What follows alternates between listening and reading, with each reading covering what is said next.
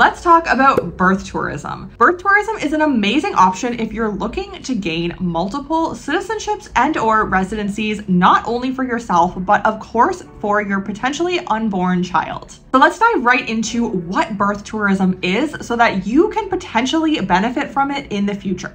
There are many countries out there that will grant citizenship on two different ways. The first is by blood, the second is by soil. We've all heard of citizenship by descent, which is citizenship through blood. However, today I'm going to be addressing citizenship through the soil, which is also known as birth tourism. So what is birth tourism? Simply put, birth tourism means that if you are planning to have a child in the future, you may be eligible to travel and have the child in another country. You want to be fairly specific on which country this is if you are looking for your child to gain potentially citizenship and you potentially citizenship or residency in a specific country. And yes, this is possible. Your child and also potentially you and your partner as the parents can gain citizenship and or residency if you have the birth in specific countries. Many of these countries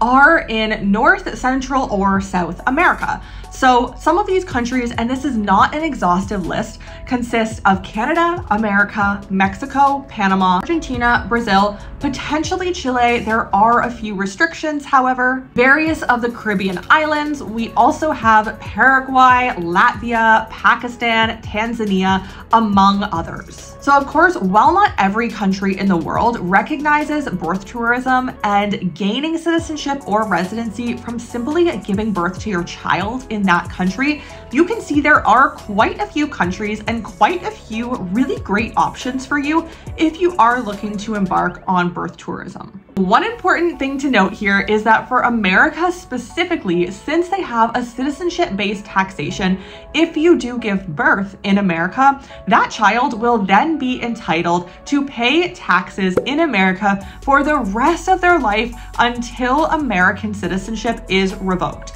So you want to make sure that the country that you will be obtaining citizenship and residency in for you and your child is truly going to be beneficial and not make you a slave to the system of filing and potentially paying taxes for the rest of their life. Now again, it varies depending on the country what you will be entitled to. In most of these countries, the child who is born in that country will be entitled to citizenship. However, as the parents, it doesn't necessarily mean that you are also automatically guaranteed citizenship. In some cases, you may be. In some cases, as the mother or as the partners of both of the parents, you may be entitled to residency or a fast-track residency, which can then lead to citizenship. This varies greatly depending on the country that you are choosing to have the child in. So if you do have questions, feel free to reach out to me and I would be more than happy to provide you a consult on what could be the best option for you.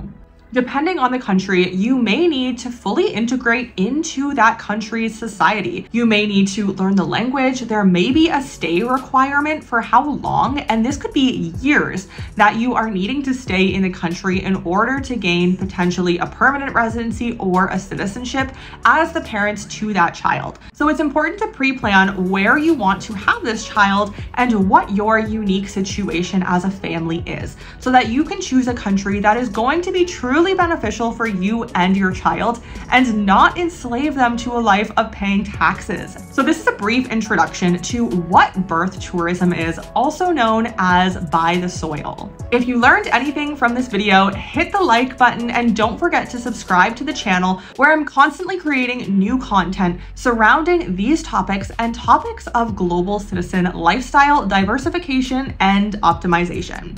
Don't forget to hit subscribe and I'll see you in the next video.